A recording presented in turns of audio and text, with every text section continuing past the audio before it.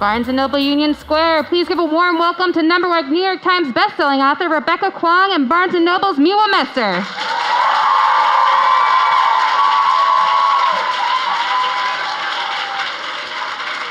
Hello again. It's very nice to see all of you guys. This is really exciting. So a couple of things. Just a reminder, we're taping for Poured Over. Okay, so video, audio, all of that good stuff. If you gave us a question, guess what I have in my hand? I'm also not that person that holds questions until the end. I like to work them in as we go. So just know that this is maybe not the kind of book event you've always been to.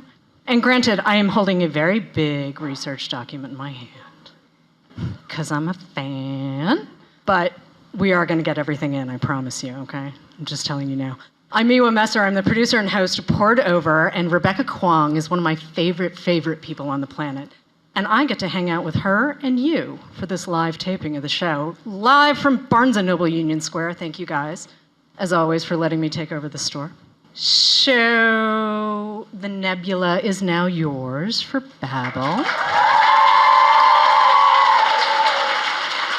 And some of you guys might remember that Babel was also Barnes & Noble's Speculative Book of the Year last year, Speculative Fiction Book of the Year.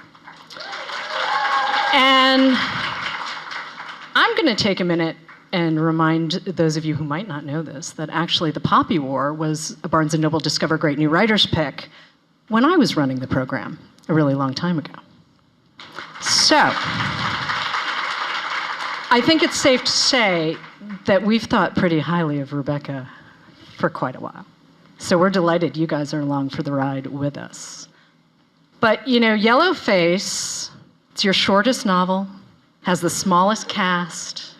I think for some folks it might be slightly unexpected what happens in this book. Not all of us, but some of us. And the LA Times calls it a quantum leap straight into the zeitgeist, which I thought was kind of fun. But I want to talk about where this book came from, because I happen to have been waiting for this book for quite some time. You may not have known that, but maybe I've been waiting for it for a minute. So you want to tell folks what it's about? Yeah, well, first of all, I just want to say I'm so happy to be back at this store with all of you. And I'm really excited to be chatting with you again, Miwa, because the last time we taped this podcast for Babel, I was in Venice where I managed to catch COVID, and I was delirious and taking meetings from this hot, stuffy little Airbnb. And I had no idea what I was saying, and I remember several times I tripped up and was like, I don't know where I'm going, can I repeat that answer? And now we're live and I can't do that, but fortunately I'm lucid today and I don't have COVID. You know, we can fix a lot of things in edits. Hopefully we won't have to, because I can hold a thought for longer than 10 seconds this time. But Yellowface, if there's anybody here who doesn't know what it's about, is my ridiculous, absurdist satire about the publishing industry. And now, so something I'm about to say happens in the first chapter, so it's not a spoiler, but it's about two writers, frenemies. They're not quite best friends, they're not quite rivals either. One is named June, she's white, and the other is called Athena, she is Chinese American. And one night, June and Athena are hanging out, and Athena dies in a freak pancake eating contest by choking. And that really sets the tone for the rest of the novel. It's full of absurdist things like eating a pandan pancake and having it lodged in your throat, and then you can't breathe anymore, and you die. And Athena's always been a bit more successful than June. June's writing career hasn't really taken off. She's quite resentful and frustrated because of this, so she steals Athena's unpublished manuscript about Chinese laborers on the front during World War I and submits it under her own name, and after it comes out, passes herself off as vaguely ethnic, maybe Chinese American. We don't really know, but you're racist for asking. And so it's obviously about a whole host of issues: cultural appropriation, diversity, questions of representation in various creative industries, but it is at its heart just this psychological thriller about a very complicated and toxic relationship between two writers. Is anybody here a writer? Yeah, so quite a good number of you, and something I've been thinking a lot over the past few years is how isolating a writing career can be, and what happens when you lose touch with the community, and also what happens when all of your interactions with other creative peers are mostly mediated through the internet, where your perceptions of others, your jealousies, your paranoias are exaggerated by the way that we talk on Twitter now. So that's Yellowface in a nutshell.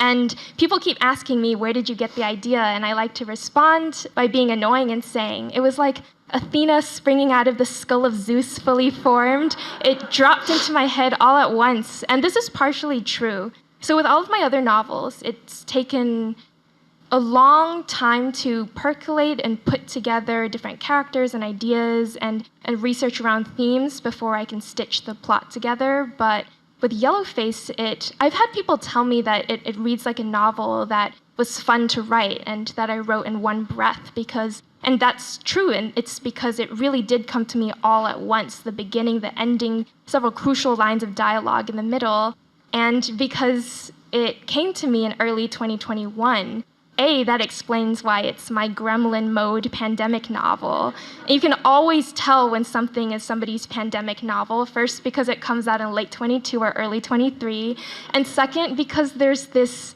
unhinged demonic quality about it that really tells you the author was alone and frustrated in a really bad place when they wrote that book. And that was me for Yellowface.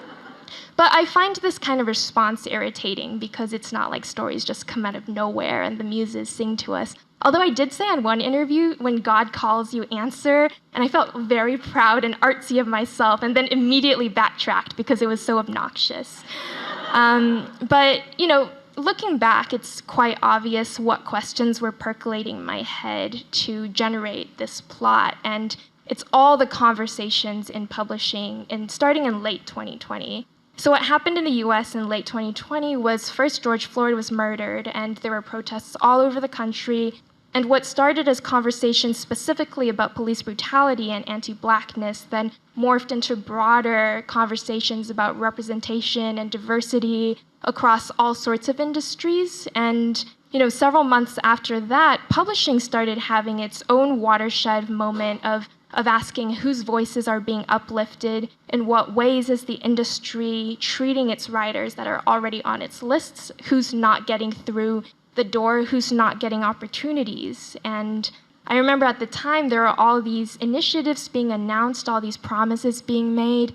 You had people, editors going on Twitter and saying, Black writers, submit to me, my DMs are open. You had all these agents committing to diversifying their lists. And as early as 2021, it was obvious that a lot of this was very performative, that it was language used to keep up with the moment, to seem responsive, to seem responsible and sympathetic. And, a lot of that support vanished. And I've become increasingly cynical about the industry's ability to change itself and how it deals with representation and marginalization, and I think those frustrations are what generated Yellowface.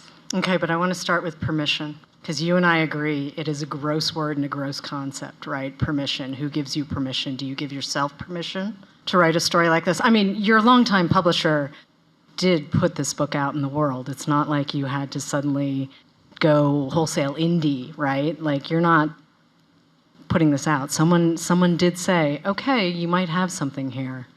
So let's talk about that permission for a second, because I like gremlin mode. I think it's a very funny phrase, but I think too, we need to sit down and think about this in all seriousness, right? Like, this is stuff, you grew up Asian American in the United States. This stuff has been sort of in the back of your brain for a really long time. So let's start with, when did you know you really had to do that? Because I think it predates 2020. Well, I'll talk about permission in two ways. Mm-hmm. And first I'll talk about exactly why I pushed so hard for this book and how it finally got out there, because it very nearly was never even submitted or put on the market. Mm-hmm. It was very close to not even making it to an editor. So my agent is this nice white lady. I love her very much, and she's still my agent, so this story has a happy ending. But I've previously written epic fantasy novels about largely protagonists of color, so when I sent her this deranged email with just the headline, "In your own words, ...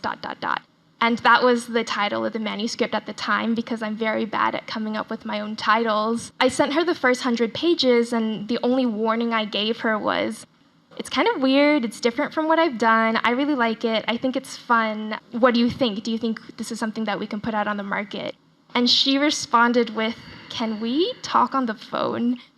And I'm of a generation where if somebody wants to talk to you on a phone, it means that like your grandma has died. Like otherwise I'm not picking up. So I was like, okay, it's bad news, but let's see what she has to say. And she had some very legitimate concerns. Her first one was the obvious concern of burning bridges. She was like, you know, this novel is so on the nose. It's so very clearly about your experiences at HarperCollins, and it's not hard to tell who you're talking about. And I'm worried that it's going to offend some of the people that you'll need to work with if you want to have a long career in this industry. And she was also uncomfortable about the move to literary fiction, and she doesn't represent a lot of literary fiction. So there was all these good reasons why it didn't make sense as a next career move, but I think at that point I was just so exhausted. Mm-hmm. Again, it's early 2021, so I'm just fed up with a lot of things, and I insisted and I asked her to please get second reads from other people at the agency who do represent literary fiction, just so we know if this project is dead in the water. And it turned out her assistant really loved it. And Liza Dawson, who's the head of the agency, really loved it and thought it could work. So she really put her neck on the line for me, and she stood up for me, even though she didn't believe in the project, and we were pleasantly surprised when HarperCollins decided to take it on. And so I didn't know actually how much internal trouble this manuscript stirred when it reached the offices. I only found out when I read this very nice profile of me that was published recently, and they'd interviewed my editor, May, for like 40 minutes and talked about all sorts of things. But the one line they printed from her was, does she even like us? So that's how they were talking about it at Harper. But it's been a wonderful process working with them on this book, actually, because I think everybody just really leaned into Demon Time, and that's been so fun. So I insisted that I get permission to publish the novel, and now it's out there in front of you, and we're all having so much fun with it. But the second thing that comes to mind when you talk about permission is who gets to write what. Right. And the obvious question about this novel is, what do you think about cultural appropriation? Who do you think gets to write about what sorts of characters? And a question that gets asked at every single event I do and every interview I do is, do you think that white authors should not write about people of color? And then, you know, the absurd follow-up is, well, you're a woman of color and the protagonist of Yellowface is a white woman. Is that cultural appropriation? Which is hilarious to me because it just points out the absurdity of framing this as a matter of permissions and rights and staying in your own lane.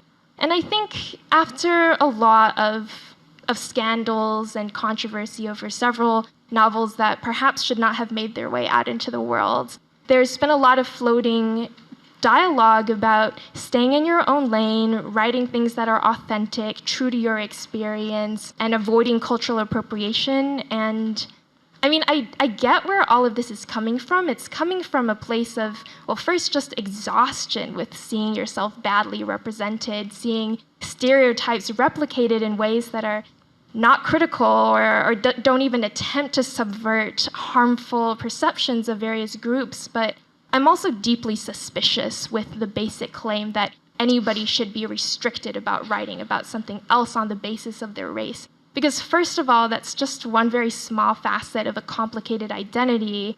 And so the theorist Kathy Cohen says that there are no single issue politics because nobody's a single issue person. Right. And I agree with that. And I hate reducing people to a singular label of Chinese American, which itself means so many fraught things. But aside from, you know, the complicated question of interrogating Asian American as a subject, I also think this logic of staying in your own lane or being authentic more often than not gets twisted around and used to marginalize or to pigeonhole and harm marginalized writers more than it does open up opportunities for them. So when you make it a matter of you don't have permission to write about somebody who isn't you, suddenly all we can write is autobiographies, right? Suddenly we're pigeonholed into these boxes of only writing about immigrant trauma, only writing about race, only writing about how difficult it is to be Chinese American, and sometimes I don't want to write about that. Sometimes I just want to write about dragons and magic. And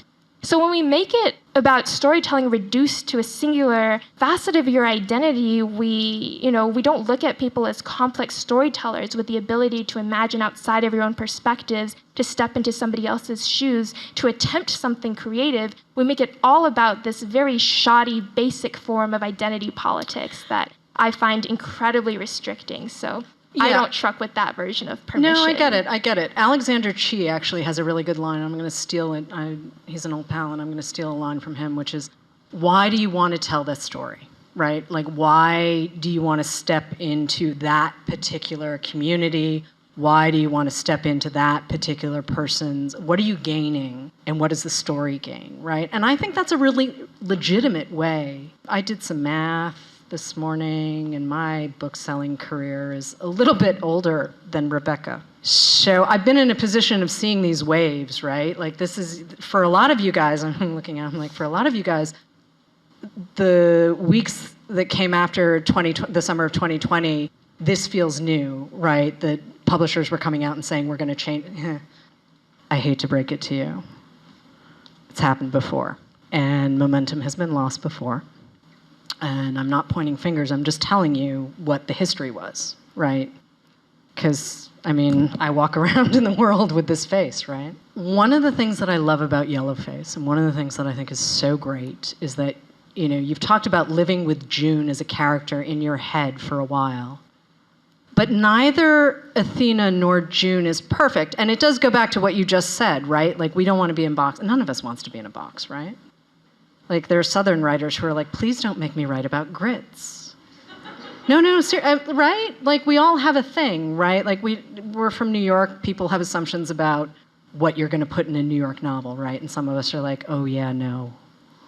And I was talking to Emma Klein a couple weeks ago, and she has this great line, and she says she stole it from someone else, but about trauma math and not including trauma math. And trauma math is not something that has happened in your earlier books, right? The Poppy War trilogy, Babel, like, those are entire worlds unto themselves. And yet there's some stuff that happens in this book, and we are going spoiler-free, right? Because I don't think all of you have had a chance to read this book yet. But you kind of needed that to move the story forward, right? So here you are juggling these two women. Yeah, they're kind of frenemies, but they're not that dissimilar. So how do you build this world without writing a polemic? Well, so the important thing to understand about Athena, the Chinese American writer who's successful, who dies and has her work stolen, is that she's very far from this poor, innocent, diverse victim who is angelicized throughout the rest of the book. And I'll try not to get into too many details about the ways in which she is awful, but I wanted to do a couple things with her. The first is I want to trouble the idea that any representation is good representation. Yep. I think there's a lot of frustration in Asian American circles about being told to appreciate the crumbs you've been given, right? There's one or two very high-profile Asian American celebrities, and because they're there, then we have to stand them. We're not allowed to criticize them, and to do so would be a blow against your own community. And I want to think about, on the flip side, people who do accrue a lot of cultural clout and who are seen as representatives of the Asian American community and are in these positions of great responsibility and act almost as cultural brokers. Part of the reason why they are in that position of massive influence is because white tastemakers view them as people who can explain Asians to them. And Athena occupies this spot, and she's very happy with it. She's happy with being the only Asian American in the room. She's happy with being a token. And this, in turn, has made her, rather than happy to send the ladder back down and help her peers, it's made her jealous and paranoid and very antagonistic, especially to younger Asian American writers who are trying to come up and ask her for guidance. She hates that because the moment somebody else is there in the room getting those same opportunities, she's not special anymore. And we see this in the community all the time, and it's not specific to Asian Americans either. And I want to think about what bad representation looks like. And I want to ask questions about how we can do more for ourselves as a community, what solidarity and mutual support looks like, rather than viewing anybody else's success as a sign that your own window is closing. Because I think that's a mindset not just prevalent in marginalized communities, but in every creative industry. And the second thing I want to do with Athena, and this is where I have to mince around a spoiler, is I do want to disambiguate the idea of stealing somebody else's life experience for your own work from the question of race. So when June is stealing Athena's manuscript, it's easy to reach for the argument that that was racist because June is white and Athena is Asian. But then Athena turns around and does very similar things to all sorts of other people. And then it's a question of, well, was that racist? And if it's not racist, what is it? Do we still think it's unethical? Where do we draw the boundaries between what you can take from somebody else's life experience and use in your own work? And in a lot of respects, Athena is just as bad as June. But because she's Asian, it's easy to say that what she does is okay. And I want to trouble the very naive and basic concepts of white girl does this, so it's wrong, Asian girl does this, so it's fine. So I want to drop in a couple of questions from the audience. So Mabel's wondering, of all the characters that you've written about, which do you connect with or feel the most proud of creating? And I suspect our women are part of that. They may not be the only ones, but... This question is hard because I try to put a little fragment of my soul into every single character I write. And they all represent a part of me, whether that's a part that I'm proud of or ashamed of. And I put a lot of my shames and fears and nightmares into June and Athena, but characters who I might actually want to sit down at a pub with include Rin and Robin. And I think right now, Robin feels closer to me than anybody else I've written, but I'm Even also... still, okay. Yeah. Even still. It's partly because I'm still in the academy and I'm still dealing with the issues that he thinks about all the time. And like me, Robin is this nerd who internalizes things a lot more than he impulsively acts on them. And part of the reason why writing Rin was so fun is because she does all the things that I would never dare to do. If somebody insults her teacher, she just punches them in the face. And I'm like, well, how do you form a fist? I'm afraid of hurting my knuckles if I punch you, so I'm just going to step away from this conversation. Thumb and that's stays Robin. out. Thumb on the outside. Okay, don't ever put your... Okay, sorry. Okay, that I know. Don't break your thumb. Okay, but who gave you the most trouble of all the characters you've created? It's a character in a book that isn't out yet, so Okay, I'm wondering how fair. much to say. Okay, wait. No, I'm okay, we will get to what's next after we have... You guys. Wait. All right. I want to go back to this idea, though, of code switching, which is part of this book. It's part of Athena's story, but code switching is in there, right? And it's something that a lot of us do on a regular basis. And I want to talk about how that relates to your work as a translator. We had a couple of questions from folks who were like, how do you balance the translation stuff? And what if you get translator's block and all these things? And I love that line from Babel where you're talking about how you can use translation maybe not for good, right? Like you can manipulate a situation by your choice of words. And I feel like this runs through everything you've done. It's just a little more at the front of everything with Yellowface. So how does that feel for you? Okay, I am like doing dissertation research on translation and code switching and all this stuff, so I'm just trying to shrink all of this into a shorter answer. Okay. I have some disparate thoughts and stories that I'll try to connect at the end. And the first is, I have a very adaptable English accent because I learned English as a second language, and now it's become my first language, and I'm more comfortable in it than Chinese, but the way I speak tends to mirror the accent of people around me. So when I go to the UK, I don't speak the way an American pretending to have a British accent speaks because I find that deeply obnoxious. But if it's a word that I don't normally use and I hear it a lot in a seminar, like leisure, my fiance really likes to make fun of me for saying leisure instead of leisure. And so part of this is when I'm in the South, I grew up in Texas, I speak in quite a pronounced Southern accent because I went to high school in Dallas and I say y'all a lot. And there's Y'all this, is a good word. Y'all's it's a great useful. word. It's useful. And there's this drawl, and I picked it up in elementary school, and my immigrant parents thought this was so hilarious that their dinner party trick, because they were the sort of Chinese American parents who'd have all the other Chinese families in the neighborhood come over for dinner, and we'd be forced to entertain the kids upstairs. But they would bring me and my little sister downstairs and request that we recite the Pledge of Allegiance in a Texan accent. And I'm not going to do it now because it's just very weird emotions associated with that. But the upshot of this is I think it's reflecting just trying to blend in with your environment and sound like everybody else around you. And this can be a good thing, right? Like oftentimes code switching is just a way to protect yourself or not to stand out. But you have to start thinking very critically and reflexively about this when you translate, because then it's not just an issue of your own voice being adapted for your audience, but how you're adapting somebody else's voice. And I translate quite a lot of Chinese science fiction short stories into English. And my impulse when I started translating was to make it read in English the way I would have written it, which is to say, very smooth, as if written by a native English speaker.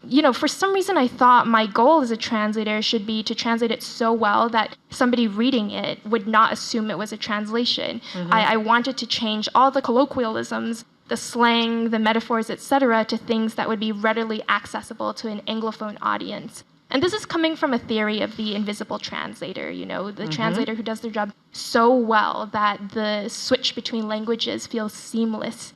Now, the problem with that is that you then smooth over a lot of the very interesting things about Chinese that then get lost in translation and the reader never knows about. And there are all these theories of translation that argue rather you should translate in a way that makes it very obvious what the source language was and doesn't elide those tricky moments, but stretches English and is willing to add to your repertoire of how you're composing sentence to make it clear to the reader what was going on in the original. And there are arguments that this is more faithful, more authentic to the original text. And obviously that's a difficult balance as well, because you don't want to write something that feels so clunky that the reader assumes the original writer was just not very good at prose. So you're juggling all of these things, right? You want a story to be accessible. You also want it to retain its Chineseness, whatever that is. And you also want to negotiate how much of yourself you're putting in a story. And I don't have all the answers to this, which is why it demands continued research. But the thing I've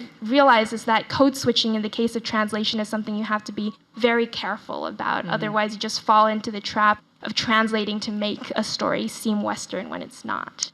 Do you feel like you're still translating yourself for an audience now that Yellowface is out in the world? This is a really different book for you. This is a loaded question because it's also about authorial intent and reader interpretation, and I will get to that.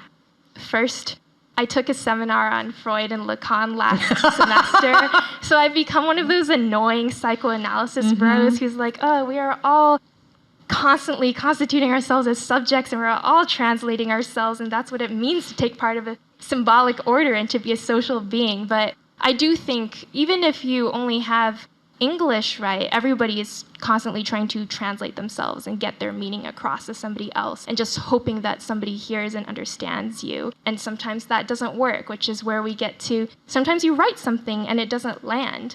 I remember when Babel was coming out, I don't look at reviews. Sometimes reviews find their way to me and I get irritated about it. But people were taking these ridiculous things away from Babel that I never intended or thought I had made clear the opposite in the text. And at first I was very frustrated by this, but then I realized a better strategy to deal with readers interpreting your work in ways you didn't intend is to pretend that you're dead. And not that you're literally dead, but to lean into the author is dead theory, which, I don't believe in all the way, but I do think at some point you just have to let go, and you can't control interpretation of your work because the making of meaning is a two-way street, and you put what you want in the text, and then the reader connects with it, and that's how the story materializes in their minds. And I've, composed the text in a way that I liked. And you can do whatever you want with it. Metaphorically, I'm dead. I'm not going to say anything. I'm not going to argue with anybody's interpretation of the text because then the text isn't standing on its own. Part of what I was thinking while I was reading this book was, do the people who really need this story the most, are they going to get it? Are they going to understand that they are a piece of this? Or are they just going to think, It's a really nice novel, and I read a nifty story about the dolts in publishing kind of thing. I wonder sometimes we put all of this work out into the world, and I'm like, it feels like it flies over some people's heads sometimes. Yeah, but they've still spent the $30, so I'm like... True. crying my way to the bank. I've thought about this a lot. Yep. I used to worry a lot that theories of the transformative power of literature were overblown. And I'd have all these conversations with one of my good friends, and I'd say, it doesn't feel like the people whose minds need to be changed by our work are ever going to pick up our work. And if they do, how are they going to interpret it? And it doesn't, we've been telling stories for centuries and the world is where it is. So what is the point? It feels like just preaching to the choir. And he said, that's fine. Sometimes you have to rev up your congregation. So I've shifted my attitude towards writing in the past few years from thinking that I can magically change the world or get through to people who fundamentally disagree with me on everything. And I think more about the very modest goal of just articulating how I'm feeling and hoping that that helps somebody else understand how they're feeling. And it's a shared experience between people who are going through some very painful things together, and that might be enough just to know that you're not alone and somebody else feels this way too. We have a really interesting question from the audience, and I'm going to say thank you, whoever wrote this. How do you feel about white people at your events, including this one? Is there a way for white folks and other people in privileged positions to engage with your work ethically? The ethically is a really interesting word choice. Pay full price and tell your friends to buy the book too. Okay. Again, very basic forms of identity politics, right? Like, if you're a white person, then you should not be in this audience, you should not read this book, you should not talk about it, you should not write about characters of color. Nobody has patience for that, nobody has time for that, right? The only way we move past whatever cultural moment we're in is if we're all talking to each other. So please feel welcome in this space. Do buy the book, though. You may have noticed a theme.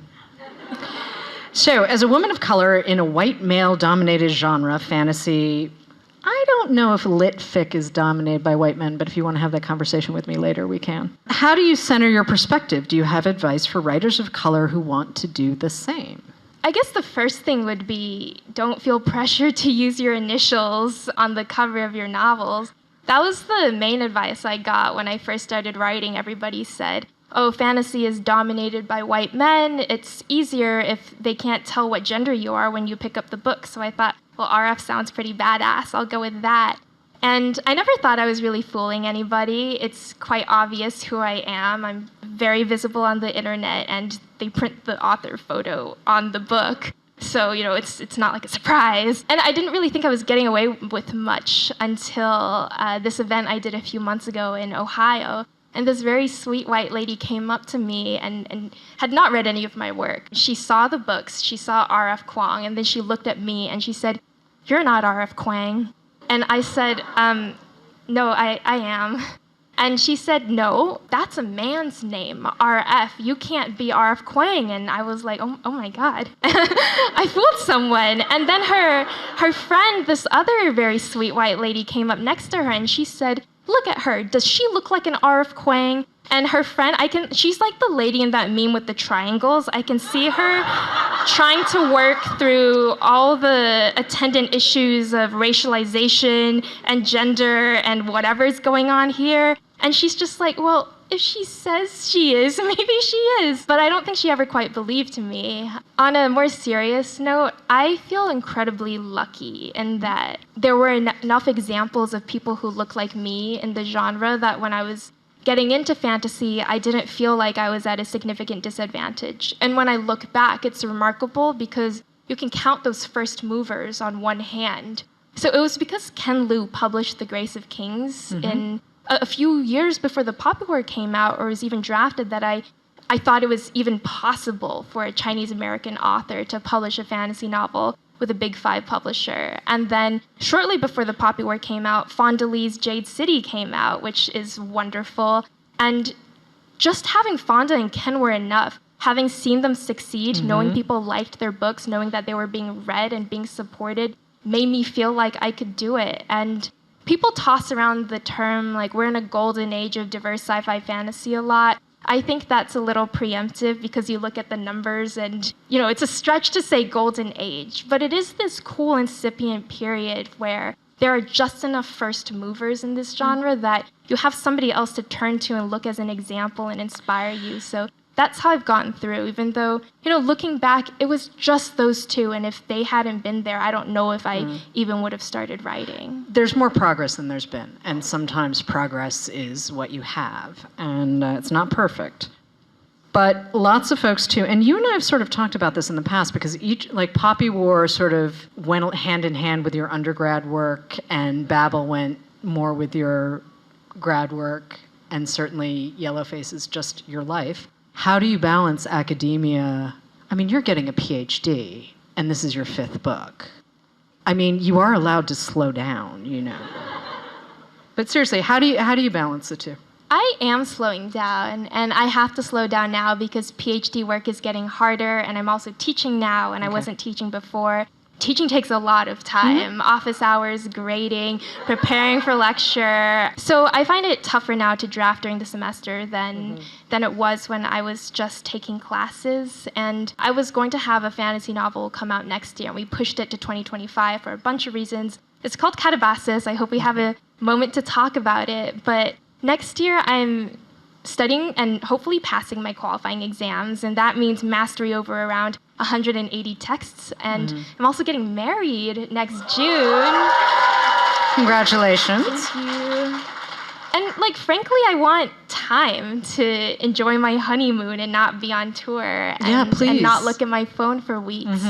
I think it's also important to recharge. I have to become a different person to write every new project, and if you're just spinning the wheels, doing the same work, and constantly in the publishing grind, then you're not having that time off to absorb life experiences, absorb stories, think about new ideas. And I'm looking forward to that time to become a different author who's worthy of publishing the work that comes next. But Catabasis is almost done, and it is coming out in 2025. And I promise we're coming back to it. I promise we're coming back to Catabasis. But you guys had a lot of questions, and I'm sharing the stage with you. So, okay, as an Asian American who did not do the consulting, accounting, science thing, my parents were thrilled. Oh, someday I'll tell that story. Did you face any difficulties from your family as an Asian American pursuing a writing career? Did they want you to have a more, quote, traditional career in STEM? Well, I'm still trying to become a professor, so they have that to hold on to.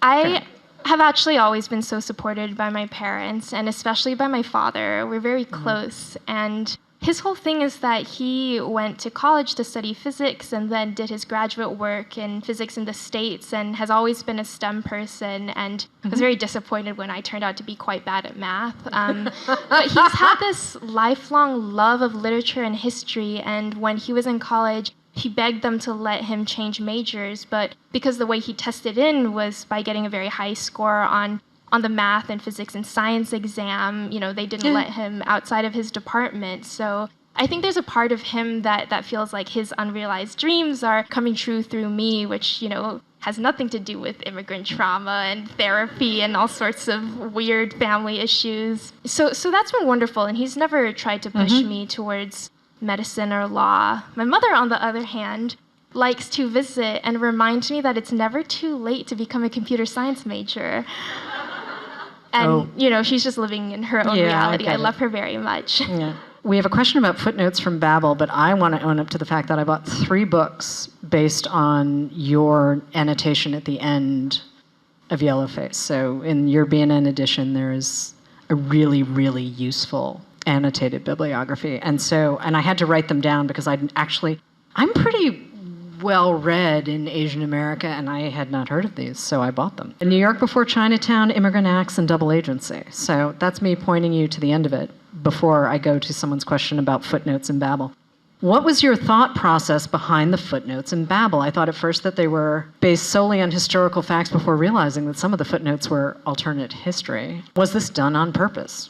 I love footnotes in fiction. I also love footnotes in academic papers because I find they're a great way to cheat. Because I always want to go on these tangents and talk about other random unrelated stuff, and my professor's always like, stay on topic. But if you push it to a footnote, suddenly it's attractive. The other problem I have is I think because I am doing research at the same time that I'm writing fiction, I have this tendency to go overboard with exposition, and this is a problem with the Popular trilogy. I remember particularly with the Dragon Republic, there's a scene where, because I'm very bad at geography, I had accidentally made the Dragon Province landlocked, and their whole thing is that they have a very strong navy. And I didn't notice this until I went back and looked at the map, and I was like, oh, I don't know what to do with that. And what I ended up deciding was they were going to have an incredible canal system.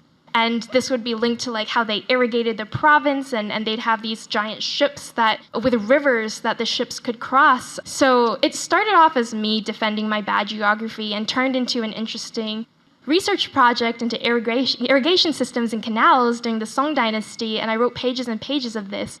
And David, my editor, just highlighted it all and was like, nobody cares.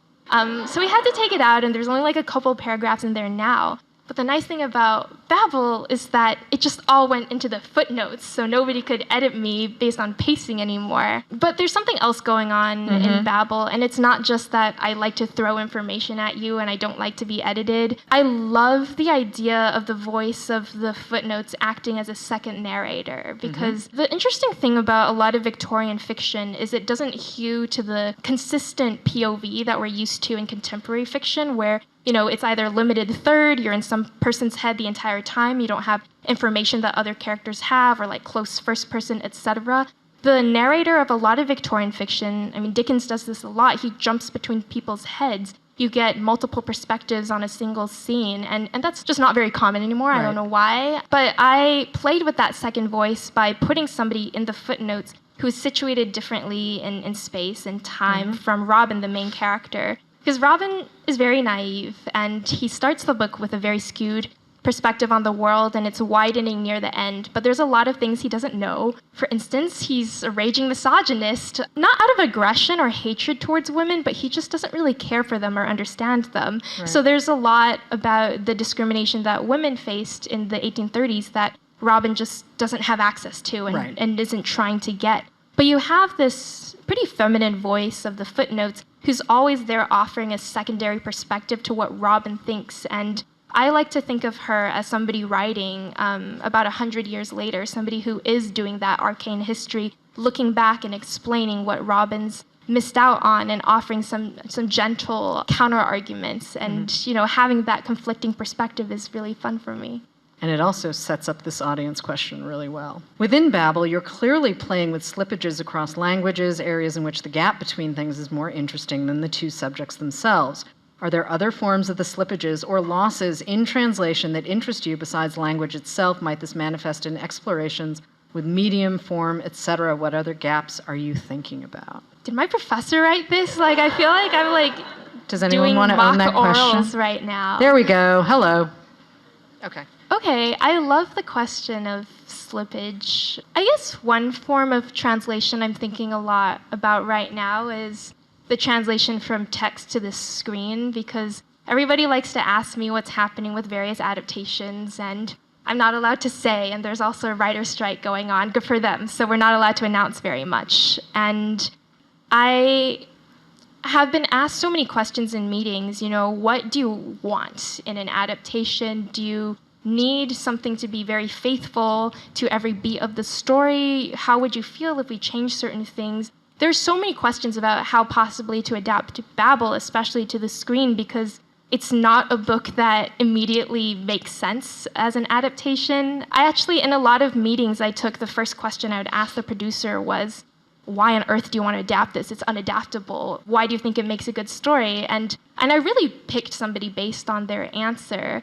And so first of all, I don't believe that every story needs to be adapted to the screen. I think that some stories are just better as written text. And this assumption that, the final form, the natural teleological progression of a form of story is like a second-rate Netflix adaptation doesn't make a lot of sense to me. And so there's some stories of mine that I just don't ever want to see as a series, and that's fine. The other thing I'm thinking about is I just don't want to be that involved in any possible adaptation of Babel or Yellowface or anything that follows because I'm not a screenwriter and I don't think about story in that way. I like it to consume it in that way, but I'm much more interested in finding a team that is creative and smart and interesting enough to turn it into their own version that doesn't have to be faithful. It can just be inspired by the text so that watching the film or the TV show would feel like an addition to the conversation. And I think one adaptation that does this really well in a way that I'm still thinking about is The Green Knight that came out in 2021, because I read the translation of the Old English poem before we saw it, and they're two very different stories, but they act like mirror halves, and it's so smart. And that's not an adaptation you can do if all you're thinking about is translating key moments of the text into like fan service GIFs for people to share on Tumblr. So I want people to think more about untranslatability and thinking of that leap not as slippage, but as a moment of productivity and something that frees you rather than shackles you to the text. Okay, before we get back to Catabasis, because I promised, please help settle this debate. When you read, do you prefer to keep your books clean and pristine, or do you do it my way, which is to destroy everything? Or do you scribble notes and dog-ear your pages? Yeah, nobody has time for keeping a book clean. I read in the bath. I like to mark up my books. One very sexy thing that my fiance and I do is I'll borrow his copy of Aristotle, and he'll have annotated it in blue ink, and then I'll annotate it in green ink, and then we can see our blue and green notes next to each other. Nerd babies. I think it's awesome. All right, Catabasis, because I've been teasing this. We have been teasing this for a little bit now. What's the deal? Okay, speaking of nerds and love,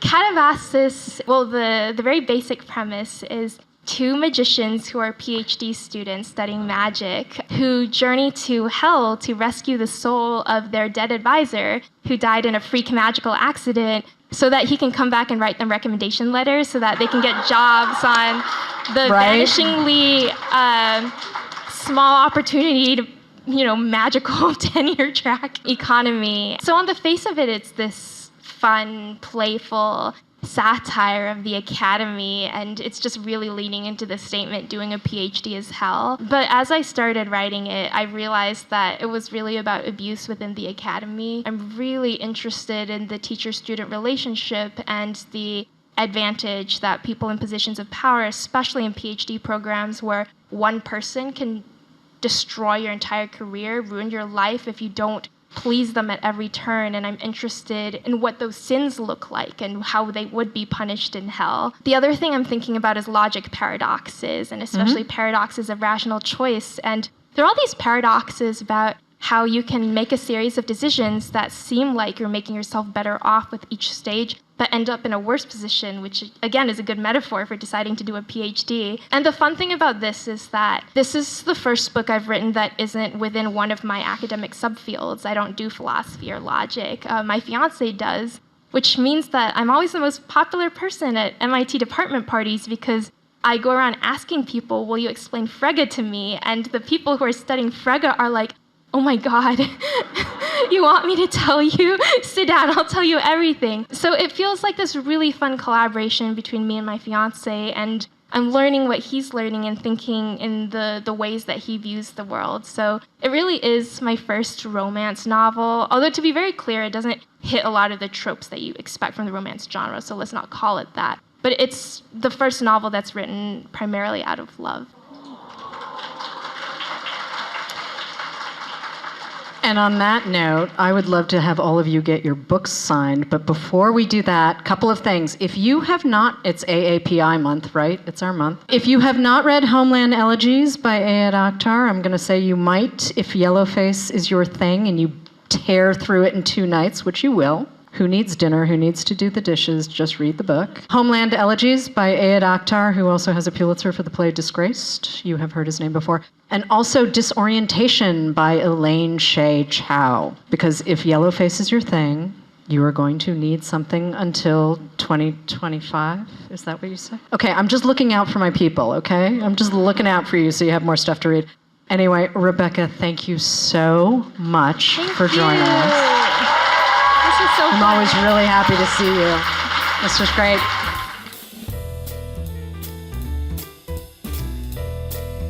Thank you for listening. Poured Over is a Barnes & Noble production. To help other readers find us, please rate and review the show wherever you listen to podcasts.